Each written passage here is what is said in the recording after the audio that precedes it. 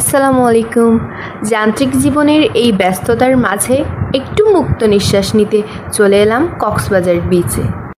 চারপাশে শুধু নীল জলরাশি, পায়ের নিচে নরম বালি আর মাথার উপর বিস্তীর্ণ আকাশ।